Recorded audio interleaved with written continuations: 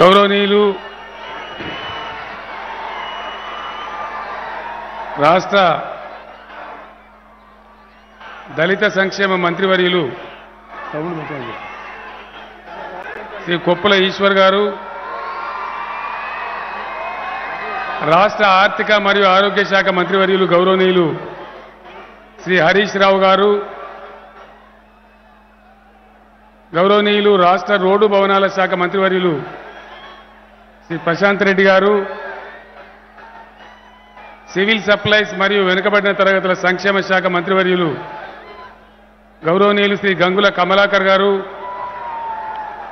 వేదికను అలంకరించిన గౌరవ పార్లమెంట్ సభ్యులు, శాసన మండలి సభ్యులు, శాసనసభ్యులు, స్థానిక సంస్థల ప్రజాప్రతినిధులు, జగిత్యాల జిల్లా నలుమూలల నుంచి తరలివచ్చినటువంటి అన్నాదమ్ములకు, అక్కా చెల్లెలకు అందరికీ నా నమస్కారాలు. మొదటగా జగిత్యాల జిల్లాగా ఏర్పాటు చేసుకోవడమే కాదు, జగిత్యాల జిల్లాలో ఈరోజు ఒక అద్భుతమైనటువంటి కలెక్టరేట్ నిర్మాణం చేసుకొని నాతో శంకుస్థాపన చేయించుకున్నందుకు, ఇటువంటి గౌరవాన్ని పొందినందుకు జగిత్యాల జిల్లా ప్రజాప్రతినిధులను, అధికారులను, జగిత్యాల జిల్లా ప్రజలందరినీ కూడా నేను హృదయపూర్వకంగా అభినందిస్తా ఉన్నాను. జగిత్యాల జిల్లా మనం గతంలో ఎప్పుడు కూడా కలలో కూడా అనుకోలేదు ఇది జిల్లా అవుతుంది, ఇంత బాగా అభివృద్ధి చెందుతుందని. ఎట్లా సాధ్యమైంది? జగిత్యాల జిల్లా ఎక్కడి నుంచి వచ్చింది అంటే తెలంగాణ రాష్ట్రం ఏర్పడ్డది కాబట్టి జగిత్యాల జిల్లా ఏర్పాటైంది. తెలంగాణ రాష్ట్ర ఏర్పాటు కోసం ఉద్యమం జరిగే సందర్భంలో అత్యంత మహిమాన్వితమైన అద్భుతమైన శ్రీ నరసింహస్వామి దేవస్థానం ధర్మపురికి నేను రావడం జరిగింది. ఆ రోజు నేను ఒక మాట చెప్పిన, గోదావరి నది నాటి ఆంధ్రప్రదేశ్లో తెలంగాణలోనే మొదటగా ప్రవేశిస్తే గోదావరి పుష్కరాలు మా దగ్గర ఎందుకు జరపరు అని చెప్పి నేను సింహంలాగా ఆ రోజు గర్జించిన. దాని మీద చాలా రకాలుగా మాట్లాడినారు. కానీ ధర్మపురి స్వామి చాలా మహిమాన్వితమైనటువంటి స్వామి. శేషప్ప కవి ధర్మపురి స్వామి మీద భూషణ వికాస శ్రీధర్మ పురనివాస దుష్ట సంహార నరసింహ దురిత దూర అని చెప్పి అద్భుతమైన పద్యాలు రాసినారు, మనందరికీ తెలుసు. ఆ స్వామిని దర్శించి, స్వామి నీ దయ వల్ల పుష్కరాలు ఇక్కడనే జరుపుతాం, మళ్ళీ పుష్కరాలు వచ్చే లోపు తెలంగాణ రాష్ట్రం సాధించి మళ్ళీ నీ పాదసేవ చేసి నేను ఇక్కడనే వచ్చి పుష్కర స్నానం చేస్తా అని చెప్పి నిండు మనసుతో మొక్కడం జరిగింది. నేను ధర్మపత్ని సమేతంగా వచ్చి ఆనాడు తెలంగాణ ఉద్యమం జరిగే టైంలో ధర్మపురిలో పుష్కర స్నానం చేసి స్వామివారిని దర్శించుకుంటే మా ధర్మపురి బ్రాహ్మణోత్తములు, వేద పండితులు మనసారా నిండుగా ఉద్యమ విజయోస్తు తెలంగాణ ప్రాప్తిరస్తు అని చెప్పి నిండు మనసుతోని వాళ్ళు దీవెనివ్వడం జరిగింది. స్వామివారి దయ, మా వేద పండితుల ఆశీస్సులు తెలంగాణ రావడం మీ అందరికీ తెలుసు. వచ్చిన తెలంగాణలో చాలా వైభవంగా అద్భుతంగా మనం గోదావరి పుష్కరాలు జరుపుకున్నాం. ఒకసారి మీరందరూ కూడా ఆ విషయం జ్ఞాపకం చేసుకోవాలి. లక్షలాది మంది మన రాష్ట్రం నుంచి, పక్క రాష్ట్రాల నుంచి ధర్మపురికి తరలి వస్తూ ఉంటే ఆనాడు మంత్రులు హరీష్ రావు, మిగతా రాష్ట్ర మంత్రివర్యులు ట్రాఫిక్ పోలీసుల్లాగా రోడ్ల మీద ఉండి ఆ పుష్కరాలు నిర్వహించడం జరిగింది. అధికారులను హెలికాప్టర్లు దింపినా మన మినిస్టర్లు ఉండి ప్రజలకు ఇబ్బంది కలగకూడదని అద్భుతమైనటువంటి పుష్కరాలు మనం నిర్వహించుకున్నాం. చాలా ఘనంగా జరిగింది. అదేవిధంగా చాలా అద్భుతంగా మనం ముందుకు పోతా ఉన్నాం. మీ అందరినీ నేను ఒకటే మాట కోరుతా ఉన్నా, తెలంగాణ గొప్ప ఆధ్యాత్మిక పరిమళాలు, దైవ భక్తి ఉన్నటువంటి ప్రాంతం. ఇక్కడ ఈ జిల్లాలో అద్భుతమైన పుణ్యక్షేత్రాలున్నాయి. కాళేశ్వరం కావచ్చు, ధర్మపురి కావచ్చు, ఇంకా అనేక పుణ్యక్షేత్రాలతో పాటు కొండగట్టు అంజన్న దేవాలయం కూడా మన దగ్గరనే ఉంది. హనుమాన్ భక్తులు వేలు పోయి లక్షలైపోతా ఉన్నారు. గతంలో వేములవాడ దేవస్థానానికి స్థలం లేకపోతే ఇరుకుగా ఉంటే 35 ఎకరాల స్థలాన్ని అక్కడి ఎమ్మెల్యే రమేష్ రావు గారు, అప్పటి ఎంపీ వినోద్ రావు గారు ఆధ్వర్యంలో ఇప్పించడం జరిగింది. అదేవిధంగా కొండగట్టు అంజన్న దేవస్థానంలో దేవస్థానానికి కేవలం 20 ఎకరాలు మాత్రమే ఉండేది. పక్కన ఉండేటువంటి 384 ఎకరాల స్థలాన్ని బ్రహ్మాండంగా దేవాలయానికే ఇచ్చినాం. అంటే అంజన్న సన్నిధిలో ఈరోజు 400 ఎకరాల భూమి కొండగట్టు క్షేత్రంలో ఉంది.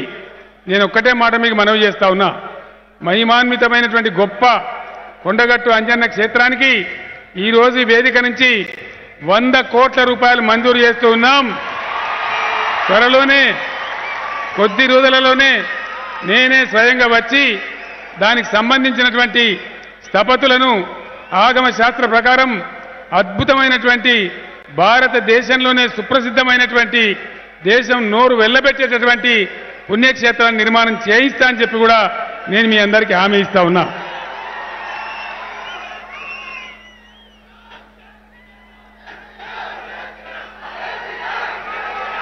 ఆగాలి ఆగాలి ఆగాలి ఆగాలి ప్లీజ్ ప్లీజ్. అదేవిధంగా తెలంగాణ రాష్ట్రం ఏర్పాటు చేసుకొని ఏ విధంగా మనం పురోగమిస్తున్నామో మీ అందరికీ తెలుసు. కోరుట్ల, మెట్పల్లి, జగిత్యాల, చొప్పదండి, ధర్మపురి ప్రాంతాలలో నేను అనేక పర్యటనలు చేసినాను, అనేక విషయాలు చూసినాను. విద్యాసాగర్ రావు గారు బండలింగాపూర్ అనే గ్రామానికి నన్ను తీసుకెళ్లి చెరువులు ఎండిపోయిన పద్ధతి, కాలువ నుంచి నీళ్లు రాని పరిస్థితి, చాలా దుఃఖపడుతూ బాధపడుతూ నాకు ఆయన చెప్పినారు. బండలింగాపూర్లోనే నేను నైట్ హాల్ట్ కూడా చేసినాను. ఇప్పుడే విద్యాసాగర్ రావు గారు నాకు చెప్పారు, మీరు అక్కడ పడుకున్నారన్నా, అక్కడ భోజనం కూడా చేశారు. బండలింగాపూర్ గ్రామస్తులు మిమ్మల్ని ప్రత్యేకంగా కోరమన్నారు. బండలింగాపూర్ మాకు మండలం కావాలని అడిగినారు. అది కూడా మంజూరు చేస్తా ఉన్నాం. డెఫినెట్ గా బండలింగాపూర్ మండలం కూడా ఏర్పాటు చేస్తామని మనవి చేస్తా ఉన్నాం. మన వరద కాలువ కథ రాస్తే రామాయణం అంతా, చెప్పుకుంటే భారతం అంతా. ఎన్ని బాధలు, దానికి తూములుండయి, కాలువలుండయి, అది నిండదు. దానిలో చేరినటువంటి గుంటలలో కరెంటు మోటార్లు పెట్టి అద్దెకరమో ఎకరమో పారిస్తే ఆ మోటార్ల తీగలు కోసేసి ఆనాడు కాలువలోకి తోసేసిన విషయం నాకు బాగా తెలుసు. ఈరోజు వరద కాలువనే తెలంగాణ మన రాష్ట్రం వచ్చింది కాబట్టి ఒక రిజర్వాయర్గా మనం మార్చుకున్నాం, ఒక జీవ నదిలాగా మార్చుకున్నాం. ఎన్ని తూములు అవసరమో అన్ని తూములు పెట్టుకున్నాం. గంగుల కమలాకర్ గారు సార్, నా కరీంనగర్లో కూడా నా రూరల్ మండలంలో వరద కాలువ తూములు కావాలని కొట్లాడి పెట్టిస్తే వరద కాలువ నుంచి వందలాది చెరువులు నింపుకొని సస్యశ్యామలంగా సుభిక్షంగా పంటలు పండిస్తా ఉన్నాం. నేను ఒక్కటే మాట మిమ్మల్ని అడుగుతా ఉన్నా, దయచేసి ఆలోచన చేయండి. ఈరోజు కూడా మన వరద కాలువ మీద సుమారు 13,000 మోటార్లు ఉన్నాయి, కరెంటు మోటార్లు ఉన్నాయి. రైతులు పంటలు పండిస్తారు. రైతులకు పంటలు పండించడానికి ఆనాడు తెలంగాణలో కరువులో ఆత్మహత్యలు చేసుకొని పెరుగన్నం తినే రైతులు పురుగు మందులు దాగి దుబాయ్కి, బొంబాయికి పోయి అనేక బాధలు పడి చెట్టుకొగలు గుట్టుకొగలైన తెలంగాణ రైతులు బాగుపడాలని సంకల్పం చేసి ఆ రోజే నేను చెప్పినాను, ఖచ్చితంగా వరద కాలువను ఒక అద్భుతమైన వనరుగా మనం మార్చుకుందాం, సజీవ జలధారగా మార్చుకుందాం అని చెప్పినాను. అదొక్కటే కాదు, కరెంటు బాగు చేసుకొని 24 గంటల కరెంటు ఈరోజు మనం ఇచ్చుకుంటా ఉన్నాం. ఒక సంవత్సరానికి 13-14 వేల కోట్లు కరెంటు బిల్లు కింద రైతులు చెల్లించకుండా ప్రభుత్వమే చెల్లిస్తున్న విషయం మీకు తెలుసు. ఇక్కడి ప్రాంతవాసులకు బాగా తెలుసు. కోరుట్ల, మెట్పల్లి, జగిత్యాల, చొప్పదండి, కరీంనగర్ ప్రజలకు బాగా తెలుసు. వరద కాలువ మీద నువ్వు ఎన్ని మోటార్లు పెట్టినావు, ఎన్ని హెచ్పీలున్నాయి, ఎంత బిల్లు కడతావు అని అడిగే కొడుకు ఎవడని ఉన్నాడా? అయ్యల్లా ఉన్నాడా? దానికి మీటర్లు పెట్టానట. పెడదామా? ఈరోజు వరద కాలువ తూములతోని ఎక్కడి ఎమ్మెల్యేలు అక్కడ నిలబడి బ్రహ్మాండమైన మోటార్లు పెట్టి పంటలు పండించుకొని బ్రహ్మాండంగా మనం ముందుకు పోతా ఉన్నాం. ఈ దేశంలో, ఈ భూప్రపంచంలో రైతు బంధు ఇచ్చే రాష్ట్రం లేదు, రైతు బీమా ఇచ్చే దేశం లేదు. ఒకే ఒక్క జాగా రైతు బంధు, రైతు బీమా ఇచ్చే ఒకే ఒక్క జాగా తెలంగాణ. నేను ఒక్కటే మీకు మనవి చేస్తా ఉన్నా, ఇదేదో అనాలోచితంగా ఆగమాగంగా ఇచ్చేది కాదు. చితికిపోయి ఛిద్రమైపోయి ఆగమైపోయిన తెలంగాణ రైతుల బతుకులు ఒక దరికి రావాలని, అప్పులు తీరిపోవాలని, అప్పులు చేసే బాధలు తప్పాలని, తెలంగాణ రైతాంగం స్థిరపడాలని తీసుకున్న నిర్ణయం ఉచిత విద్యుత్తు, రైతు బంధు, రైతు బీమా. అంతవరకే మనం ఆగలేదు, అక్కడి నుంచి ఇంకా ముందు పోయినాం. భారతదేశంలో ఏ ప్రభుత్వం కూడా ధాన్యం కొనుగోలు చెయ్యరు, కానీ ఎక్కడ లేని విధంగా 7,000 ధాన్యం కొనుగోలు కేంద్రాలు పెట్టి పండించిన పంట ఎక్కడ అమ్ముకోవాలి అనే రంది లేకుండా అమ్మిన పంటకు 5 రోజుల లోపలనే బ్యాంకులో డబ్బులు వచ్చే విధంగా బ్రహ్మాండంగా ధాన్యం కొనుగోలు చేసే ఒకే ఒక్క రాష్ట్రం భారతదేశంలో తెలంగాణనే మనవి చేస్తా ఉన్నా. రైతు బంధు వస్తుంది. ఎట్లా వస్తుంది? రైతు బంధు ఇప్పుడు పడుతుంది, ఇంకో 5-10 రోజులు అయితే పడాలే కదా, పడాలే పక్కా. ఎట్లా పడుతుంది? బ్యాంకుల డబ్బులు చేరంగానే టింగ్ టింగ్ టింగ్ అని సెల్ ఫోన్ మోగుతుంది, ముఖ్యమంత్రి ఫోన్ వస్తుంది, ఆర్థిక శాఖ హరీష్ రావు ఫోన్ వస్తుంది, వ్యవసాయ మంత్రి నిరంజన్ రెడ్డి ఫోన్ వస్తుంది, మీ బ్యాంకులో ఇన్ని డబ్బులు జమైనాయని. ఇంకో 10-12 రోజులలో హరీష్ రావు ఆర్థిక మంత్రి ఇక్కడనే ఉన్నాడు, ఎల్లుండి కేబినెట్ మీటింగ్ ఉన్నది, అక్కడ నిర్ణయం చేసి మళ్ళా రైతు బంధు వస్తూనే ఉంటుంది. తెలంగాణ రైతాంగం అద్భుతమైన రైతుగా తయారయ్యే వరకు, కేసీఆర్ బతికినంత వరకు రైతు బంధు, రైతు బీమా ఆగదు అని చెప్పి నేను మనవి చేస్తా ఉన్నా. కొన్ని పనులు పూర్తి కావాలి. వేములవాడ నియోజకవర్గంలో కతలాపూర్, భీమారం, అదేవిధంగా పక్కన ఉన్న మరో మండలం ఉంది, సూరమ్మ చెరువు నింపి వరద కాలువ నుంచి ఆ 3 మండలాలకు నీళ్ళు ఇవ్వాల్సిన అవసరం ఉంది. ఆ స్కీమ్ కూడా వెంటనే టేకప్ చేస్తామని నేను మనవి చేస్తా ఉన్నా. చొప్పదండి నియోజకవర్గం మల్లాల మండలం మద్దుట్ల గ్రామం వద్ద లిఫ్ట్ ఇరిగేషన్ పెట్టాలని మా ఎమ్మెల్యే రవిశంకర్ నాథన్ కొట్లాడుతా ఉన్నాడు. త్వరలోనే దాన్ని కూడా శాంక్షన్ చేసి మద్దుట్ల లిఫ్ట్ కూడా ఏర్పాటు చేస్తామని మనవి చేస్తా ఉన్నా. పోతారం కావచ్చు, నారాయణపూర్ రిజర్వాయర్ కావచ్చు, వాటిని కూడా పూర్తి చేయడం జరుగుతుందని మనవి చేస్తా ఉన్నా. మీరందరూ కూడా చూసినారు. ఒక మాట ఈ సందర్భంగా నేను చెప్పాలి. కేసీఆర్ కన్నా ముందు, టీఆర్ఎస్ కన్నా ముందు ఎన్నో ప్రభుత్వాలు చూసినారు, ఎందరో ముఖ్యమంత్రులను చూసినారు, నాకంటే 2 అంతల దొడ్డుకున్న వాళ్ళని కూడా చూసినారు. ఈ ప్రాంతం నుంచి కూడా మంత్రులను చూసినారు. ఈ ప్రాంతంలో అది కోరుట్ల కావచ్చు, మెట్పల్లి కావచ్చు, జగిత్యాల కావచ్చు, సిరిసిల్ల కావచ్చు, పక్కనున్న బాల్కొండ మా ప్రశాంత్ కాన్స్టిట్యున్సీ కావచ్చు, పెద్ద ఎత్తున లక్షల సంఖ్యలో బీడీ కార్మికులు ఉన్నారు. ఏనాడు వాళ్ళ గోసేవలు పట్టించుకోలే. వేలాది మంది, లక్షలాది మంది బీడీ కార్మికులకు 16 రాష్ట్రాలలో బీడీ కార్మికులు ఉంటే దేశంలో ఎక్కడ కూడా ఇవ్వరు. ఒక్క తెలంగాణ రాష్ట్రంలోనే కొన్ని కోట్ల, 100 కోట్లు వెచ్చిస్తూ బీడీ కార్మిక సోదరీమణులకు నెలకు 2,016 రూపాయలు పెన్షన్ ఇచ్చే ఒకే ఒక్క రాష్ట్రం తెలంగాణ. ఒక పెన్షన్తో మనం ఆగుతలేం. వాళ్ళకి రేషన్ కార్డు ఇస్తా ఉన్నాం, బియ్యం ఇస్తా ఉన్నాం, వాళ్ళ పిల్లలకు విద్య కల్పిస్తా ఉన్నాం, ఆరోగ్యశ్రీ కింద వైద్యం కల్పిస్తా ఉన్నాం, వాళ్ళ పేదింటి బిడ్డలకు పెళ్లిలైతే కళ్యాణ లక్ష్మి కల్పిస్తా ఉన్నాం. ఈ రకంగా అనేక మంచి కార్యక్రమాలు, సంక్షేమ కార్యక్రమాలు చేసుకుంటూ చివరికి వాళ్ళ పిల్లలు ప్రసవిస్తే, గర్భవతులై ప్రసవిస్తే కేసీఆర్ కిట్ మీద కూడా సాయం చేస్తా ఉన్నాం. ఇవన్నీ కూడా మీకు తెలుసు. ఎక్కడ లేని విధంగా భారతదేశంలో 1000 గురుకుల పాఠశాలలు పెట్టుకున్నాం. బ్రహ్మాండమైన విద్య అందుతా ఉంది. ఈ రకంగా అనేక రకాల రైతు సంక్షేమం కానీ, పేదల సంక్షేమం కానీ, కులము మతము వర్గం లేకుండా అందరినీ ఆదుకుంటూ తెలంగాణ ముందుకు పురోగమిస్తూ ఉన్నది.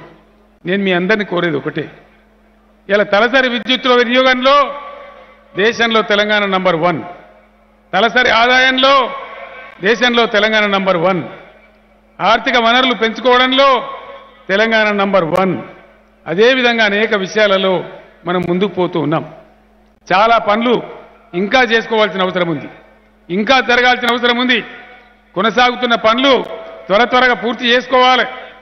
ధర్మపురి ప్రాంతంలో రోళ్లవాగు ప్రాజెక్టు కూడా కంప్లీట్ కావాలి. దానికి పూర్తి స్థాయిలో చేసుకోవాలి. వ్యవసాయ స్థిరీకరణ జరగాలి. అవన్నీ కూడా బ్రహ్మాండంగా చేసుకుందాం. నేను మీకు అండగా దండగా ఉంటా, 100% చేస్తామని మనవి చేస్తా ఉన్నా. ఆ రకంగా మీరందరూ పురోగమించాలి. అన్ని జిల్లాలలో డబ్బులు ఇచ్చింది కదా, మరి మా సంగతి ఏందని కొప్పుల ఈశ్వర్ గారు, హరీష్ రావు గారు, గంగుల కమలాకర్ గారు ఇప్పుడే నాతో పంచాయతీ పెట్టింది. అన్ని జిల్లాల మాదిరిగా గతంలో సిరిసిల్ల జిల్లాకు, పెద్దపల్లి జిల్లాకు ఇచ్చినాం. ఆర్థిక మంత్రి అడిగింది కాబట్టి, ఖజానా చూసేది ఆయన కాబట్టి, కరీంనగర్ జగిత్యాల జిల్లా ఎమ్మెల్యేలకు కూడా నియోజకవర్గ నిధులు మరో 10 కోట్లు పెంపుదల చేస్తా ఉన్నామని నేను మనవి చేస్తా ఉన్నా. ఈ రకమైన కార్యక్రమాలు ఇంకా ఎన్నైనా సరే భవిష్యత్తులో మనం చేసుకోవచ్చు. అందరి సంక్షేమం చేసుకోవచ్చు, అద్భుతాలు చేసుకోవచ్చు. కొండగట్టు అంజన్న క్షేత్రాన్ని భారతదేశం నలుమూలల నుంచి వచ్చి ఇక్కడ దీక్షాపరులు దీక్ష వదిలే విధంగా బ్రహ్మాండమైన క్షేత్రం చేసుకుందాం, దానిలో డౌట్ లేదు. కానీ ఒకటే మాట నేను మీకు అందరికీ కూడా దండం పెట్టి మాట్లాడుతూ ఉన్నా. ఆనాడు ఒక మాట చెప్పిన, నేను నా వెంట నడవండి, గ్యారంటీగా తెలంగాణ వస్తుంది అని నేను చెప్పిన. నరసింహస్వామికి అదే మొక్కిన. మీ అందరి తోడ్పాటు, ఆ స్వామి దయ, తెలంగాణ రాష్ట్రం వచ్చింది. కానీ మన చుట్టూ ఏం జరుగుతున్నదో మనం తెలుసుకోకపోతే మనం చాలా ప్రమాదంలో పడతాం. గోల్మాల్ గోవిందం గాళ్ళు, అడ్డగోలుగా మాట్లాడేవాళ్ళు, ఇష్టం వచ్చిన కారుకూతలు కూసేవాళ్ళు ఈరోజు మన మధ్య తిరుగుతూ ఉన్నారు. దయచేసి గమనించాలి. మనం అప్రమత్తంగా లేకపోతే మునిగిపోయే ప్రమాదం ఉంటుంది, చాలా పెద్ద దెబ్బ తగిలే ప్రమాదం ఉంటుంది. ఆనాడు తెలంగాణ వస్తుందని నేను ఎట్లా చెప్పినో, ఈరోజు భారతదేశం కూడా అట్లే మార్పు కావాలి. భారత రాజకీయాలను కూడా తెలంగాణ ప్రభావితం చేయాలి. తప్పకుండా ఈ దుష్ట సాంప్రదాయాలన్నీ పోవాలి. ఒక మాట దయచేసి ఆలోచన చేయండి. కరెక్ట్గా మనం వచ్చినప్పుడే దేశంలో నరేంద్ర మోడీ ప్రధానమంత్రి అయింది. ఒక్కటంటే ఒక్క మంచి పని జరిగిందా? ఏ రంగంలో జరిగింది? సాగునీటి రంగమా, కరెంటు రంగమా, మంచినీటి రంగమా, ఏ రంగంలో జరిగింది? ఒకటే మాట ఆలోచన చేయాలి. ఆయన డైలాగులు బాగా చెప్తాడు. Make in India. Make in India అంటే ఏంది? వచ్చినాయా పరిశ్రమలు? పిల్లగాళ్ళు కాల్చే దీపావళి పటాకులు చైనాకెళ్ళి వస్తాయా? ఇదా మేక్ ఇన్ ఇండియా? పిల్లలు ఎగిరేసే పతంగుల మాంజా దారం చైనా నుంచి వస్తుందా? ఇదేనా మేక్ ఇన్ ఇండియా? దీపావళికి పెట్టే దీపంతలు కూడా చైనా నుంచి వస్తాయా? భారతదేశ జాతీయ జెండా చైనా నుంచి దిగుమతి అవుతుందా? ఇదేనా మేక్ ఇన్ ఇండియా? ఏం జరిగింది? దయచేసి ఆలోచన చేయాలి.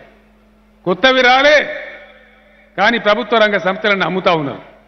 ఉన్న ఆస్తులు ఉడగొడతా ఉన్నారు. కరెంటు ప్రైవేటీకరణ చేస్తాం, మీటర్లు పెడతాం, ముక్కుబిండి వసూలు చేస్తాం అని మాట్లాడుతూ ఉన్నారు. రైతులకు ఫ్రీ కరెంట్ ఇస్తే అదేమో రేవుడీ కల్చర్ అట. రేవుడీ కల్చర్ ఉచితాలు ఇవ్వకూడదట. కానీ ఎన్పిఏల పేరిట ఇప్పటికే 14 లక్షల కోట్ల రూపాయలు ప్రజల ఆస్తులను దోచిపెట్టింది ఈ భారతీయ జనతా పార్టీ ప్రభుత్వం 8 సంవత్సరాల నుంచి. చాలా ప్రమాదకరం. మీ అందరికీ తెలుసు. గ్రామాలలో చిన్న చిన్న ప్రజలకు కూడా తెలుసు. మన గ్రామాలలో మనం ఒక మాట వింటాం. ఏం మాట వింటాం? ఏమంటారు? బీమా చేసిన వాని వాళ్ళు మాట్లాడరు. ఏమంటారు? ముసలోను అవుతున్నావు కదా, ఏమైనా ఎల్ఐసి కట్టినావా అంటారు. ఎల్ఐసి అంటే తెలియని వాళ్ళు లేరు, తెలియని ఊరు లేదు. అటువంటి ఎల్ఐసి 25 లక్షల మంది ఏజెంట్లు పనిచేస్తారు, లక్షలాది మంది ఉద్యోగస్తులు పనిచేస్తారు. కేంద్ర ప్రభుత్వ బడ్జెట్కు సమానంగా 35 లక్షల కోట్ల ఆస్తులు కలిగి ఉన్నది ఎల్ఐసి. అటువంటి ఎల్ఐసిని కూడా అమ్మేస్తాం, ప్రైవేట్ చేస్తాం. నేను అడుగుతా ఉన్న ప్రజల సొత్తు మీ జాగీర్లాగా, మీ అబ్బ సొత్తులాగా ప్రజల సొత్తును సావుకారులకు కట్టబెడతామంటే భారతదేశం పిడికిలెత్తాలే యువకులందరూ చెప్పి నేను మనవి చేస్తా ఉన్నా. ఎల్ఐసిలో ఉండే ఏజెంట్ మిత్రులారా, పిడికిలు బిగించి మీరు సైనికులు కావాలి. మన ఆస్తిని మనం కాపాడాలి. ఇలా కరెంటు ప్రైవేట్కి ఇస్తారు, ఎట్లా ప్రైవేట్కి ఇస్తారండి? ఇన్ని రోజులు మన డబ్బు ప్రజల సొమ్ముతోని లక్షల కోట్ల రూపాయల విలువైన సబ్ స్టేషన్లు, కండక్టర్లు, లైన్లు, జనరేటింగ్ స్టేషన్లు దేశవ్యాప్తంగా వచ్చినాయి. వాటన్నిటినీ కేవలం నామమాత్రం ధరలకు, మాకు ఇష్టమైన సావుకారులకు, మాకు నిధులిచ్చే సావుకారులకు ఇచ్చేసి ప్రజల దగ్గర మాత్రం మేము రాళ్ళెత్తి బిల్లులు వసూలు చేస్తామని మాట్లాడుతున్నారు. ఈ అరాచకం ఇదే విధంగా కొనసాగితే కేవలం పెట్టుబడిదారుల రాజ్యం అయితే తప్ప పేద ప్రజల సంక్షేమం చూడరు. దయచేసి ఆలోచన చేయాలి. ఒక్క నినాదమన్నా సబ్కా సాత్ సబ్కా వికాస్, సో బక్వాస్ ఎక్కడేమైనా జరిగిందా? వికాసం ఉన్నదా? బేటీ పడావో బేటీ బచావో, బేటీలు అంగన్వాడీల నిధులు కట్ చేయడమే బేటీ పడావోనా? దీనికి ఎవడన్నా మొగోడు సమాధానం చెప్తాడా? దమ్ముందా? చర్చకు వస్తారా? అంగన్వాడీలకు ఎదిరించే నిధులు కోతబెట్టి బేటీ పడావో బేటీ బచావో. ఎన్ని రోజులు ఈ మోసం నినాదాలు? ఇలా ఉత్తర భారతదేశంలో బీజేపీ పాలిత రాష్ట్రాలలో మహిళల రేపు జరగకుండా, దళితుల మీద దౌర్జన్యం జరగకుండా ఒక రోజన్న గడిచిపోయే పరిస్థితి ఉందా? ఈ దేశం మారాలి. ఈ మత పిచ్చిలో పడి పనికి మాలినటువంటి దాంతో మనం ముందుకు పోతా ఉంటే అన్ని రకాలుగా నష్టపోతాం. నేను మీ అందరికి ఒకటే మాట మనవి చేస్తా ఉన్నా. ఈ రకమైనటువంటి పద్ధతులలో వీళ్ళు అనుసరించే తప్పుడు విధానాలతో మేక్ ఇన్ ఇండియాలో ఏం రాకపోయినా 10,000 పరిశ్రమలు భారతదేశంలో మూతపడ్డాయి. ఎక్కడంటే అక్కడ నేను చర్చకు సిద్ధం. ఈ దేశంలో ఏ నగరంలో అంటే ఆ నగరంలో చర్చకు సిద్ధం. 50 లక్షల మంది ఫ్యాక్టరీ ఉద్యోగుల ఉద్యోగాలు ఊడిపోయినాయి. సంవత్సరానికి 10,000 మంది బడా పెట్టుబడిదారులు భారతదేశాన్ని వదిలిపెట్టి బయటికి పోతా ఉన్నారు. మేక్ ఇన్ ఇండియా అంటే అన్న వస్త్రానికి పోతే ఉన్న వస్త్రం పోయిందన్నట్టు ఉన్నాయి ఊసిపోతున్నాయి తప్ప కొత్తగా వచ్చిందేమీ లేదు. మాటల గారడి, డంబాచారం, డబ్బాల పలుగురాలేసి ఊపినట్టు లడా లడా లొడ లొడ మాట్లాడు తప్ప దేశానికి ఏ రంగంలో ఏం జరిగింది? ముఖ్యంగా యువకులు, చదువుకున్న వాళ్ళు, విద్యావంతులు, రచయితలు, కళాకారులు, మేధావులు దయచేసి ఇక్కడి నుంచి పోయిన తర్వాత మీ గ్రామాలలో మీరు చర్చ పెట్టాలి. మన చుట్టూ ఏం జరుగుతుందో మనం గమనించి అప్రమత్తంగా ఉండాలి. లేకపోతే ప్రమాదంలో పడిపోతాం, ఇబ్బంది వస్తుంది. ఒక్కసారి దెబ్బతింటే చాలా ఘోరంగా 100 సంవత్సరాలు వెనుకపోతాం. మేక్ ఇన్ ఇండియా ఏం కనబడుతుంది? కోరుట్ల మిషన్ దవాఖాన పక్కకు చైనా బజార్, జగిత్యాల అంగడి గద్దెల కాడ చైనా బజార్, కరీంనగర్లో సర్కస్ గ్రౌండ్ కాడ చైనా బజార్. ఇదేనా make in India? Make in India బజార్ ఎటువా, ఇండియా బజార్ ఎటువా? ఊరూరికి చైనా బజార్ ఎందుకు రావట్లే? గోల్రు కత్తిరించుకునే నేల్ కట్టర్సు, గడ్డం గీసుకునే బ్లేడ్లు, కూర్చుండే కుర్చీలు, సోఫాలు, దీపావళి పటాకులు ఇవి కూడా చైనా నుంచి రావన్నా? ఇవి కూడా చేయరాదా? ఎవరిని ప్రోత్సహిస్తున్నారు? ఏం జరుగుతూ ఉంది ఈ దేశంలో? దయచేసి ఈ మాటలు మీరు లైట్గా తీసుకోవద్దు, చాలా తీవ్రంగా తీసుకోవాలి. దీన్ని ఆలోచన చెయ్యాలి. చాలా పెద్ద ఎత్తున మోసపోతాం, పెద్ద ఎత్తున మనం దెబ్బతింటాం. కాబట్టి దయచేసి నా ప్రార్థన మీ అందరితోని, మోసపోయి ఉంటే మోసపడతాం కాబట్టి ఎట్టి పరిస్థితులలో ఈ విషయాల మీద సమీక్ష చెయ్యాలి. నేను ఎవరిని నిందించడం కోసం చెప్తలేను. భారతదేశ భవిష్యత్తు గురించి, ఈ దేశం బాగుపడడం గురించి, ఈ దేశంలో ఉన్న నదులు నీళ్లు భూమి మీదకి వచ్చి ఎట్లా తెలంగాణ పచ్చబడ్డదో దేశమంతా బాగుపడే పద్ధతులు రావాలి. కడుపు నిండా దేశానికి కరెంటు రావాలి. ఇవాళ ప్రధానమంత్రి సొంత రాష్ట్రంలో కడుపు నిండా కరెంటు రాదు. దేశ రాజధాని ఢిల్లీలో 75 సంవత్సరాల స్వతంత్రం తర్వాత కడుపు నిండా మంచినీళ్లు రావు, కరెంటు కోతలు తప్పాయి. ఈ భారతదేశమైనా మనకు కావాల్సింది? స్వతంత్రం కోసం పోరాటం చేసిన పెద్దలు, రక్తం దారపోసిన స్వతంత్ర సమరయోధులు ఈ భారతదేశం కోసమైనా మనకు వాళ్ళ త్యాగాలు చేసింది? ఈ దేశం మారాలి, ఒక తెలంగాణ బాగుపడితే కాదు. తెలంగాణ జీడిపి 5 లక్షల నుంచి 11.5 లక్షల కోట్లు పెరిగింది. కొంతలో కొంత మనం బాగుపడ్డాం. తెలంగాణ పనిచేసిన మందం కేంద్ర సర్కార్ పనిచేసి ఉంటే మన జిఎస్డిపి 11.5 కాదు 14.5 లక్షల కోట్లు ఉండాలి. అంటే కేంద్ర ప్రభుత్వం యొక్క దద్దమ్మ చేతగాని తనం వల్ల ఒక్క తెలంగాణ రాష్ట్రమే 3 లక్షల కోట్లు నష్టపోయినాం. ఈ మాటలు దయచేసి మీ ఇంటికి పోయిన తర్వాత మీ దగ్గర విలేకరులను అడగండి, చదువుకున్న వాళ్ళని అడగండి, టీచర్లను అడగండి, మీ ప్రొఫెసర్లను అడగండి, ఆర్థిక నిపుణులను అడగండి. అన్ని విషయాలు మీకు తేటతెల్లంగా తెలుస్తాయి. కాబట్టి దయచేసి నేను మిమ్మల్ని కోరేది, అప్రమత్తంగా లేకపోతే ఒక ఉరవడిలో ప్రచార హోరులో కొట్టుకొని పోతే మళ్ళా ఆగమైపోతాం. ఎందుకు ఈ మాట నేను చెప్తున్నా? ఆనాటి తెలంగాణ నాయకత్వం చేసిన ఒక చిన్న ఏమరుపాటు వల్ల, చిన్న పొరపాటు వల్ల 60 ఏళ్ళు మనమే గోసపడ్డాం. ఎంతమందిని చనిపోయినాం, ఎన్ని ఉద్యమాలు చేయాల్సి వచ్చింది, ఎన్ని తిరగాల్సి వచ్చింది, ఎన్ని బాధలు పడాల్సి వచ్చింది, ఎన్ని పాటలు పాడుకోవాల్సి వచ్చింది, ఎన్ని నిరాహార దీక్షలు చేయాల్సి వచ్చింది, మన ఉద్యోగులు ఎన్ని సమ్మెలు చేయాల్సి వచ్చింది. ఒక చిన్న పొరపాటుకు 60 ఏళ్ళు గోసపడ్డ జాతి మనది. ఈరోజు కూడా ఈ డంబాసారం గోల్మాల్ గోవిందంగాలను నమ్మితే కింది మీద అయిపోయి ఆగమైపోతాం. అట్లా ఆగం కావద్దని నేను కోరుతున్నా. ఆ పద్ధతిలో మీ అందరినీ కూడా కోరుతూ, ఇంత పెద్ద సంఖ్యలో జగిత్యాల కాడ మీరందరూ వస్తారని నేను అనుకోలే. ఇంత పెద్ద సంఖ్యలో వచ్చినారు. నాకుండే సమాచారం కోరుట్ల దాకా బస్సులన్నీ జామ్ అయిపోయినాయి. కరీంనగర్ రోడ్లో కొండగట్టు దాకా బస్సులన్నీ జామ్ అయిపోయినాయి. మన సభలో ఉన్నంత సగం మంది బయట రోడ్ల మీద ఉండిపోయినారు. మీ అందరికీ కూడా నేను పేరు పేరున ధన్యవాదాలు చెప్తా ఉన్నా. మీ పనులు వదిలిపెట్టి కేసీఆర్ని దీవించాలని ఇంత పెద్ద ఎత్తున మీరందరూ రావడం చాలా సంతోషంగా ఉంది. ఈ చైతన్యం ఇట్లే ఉండాలి, ఇంకా బాగా అభివృద్ధి చెందాలి. ఆ విధంగా మనందరం ముందుకోవాలని కోరుతూ ఈ యొక్క సమావేశాన్ని ఘనంగా నిర్వహించడానికి సమన్వయకర్తగా పనిచేసినటువంటి హరీష్ రావు మంత్రి గారికి, జిల్లా మంత్రులకు, జిల్లా శాసనసభ్యులకు పేరు పేరున ప్రతి ఒక్కరికి ధన్యవాదాలు తెలియజేస్తూ నేను సెలవు తీసుకుంటా ఉన్నా. జై తెలంగాణ, జై భారత్, జై భారత్, జై తెలంగాణ. ధన్యవాదాలు.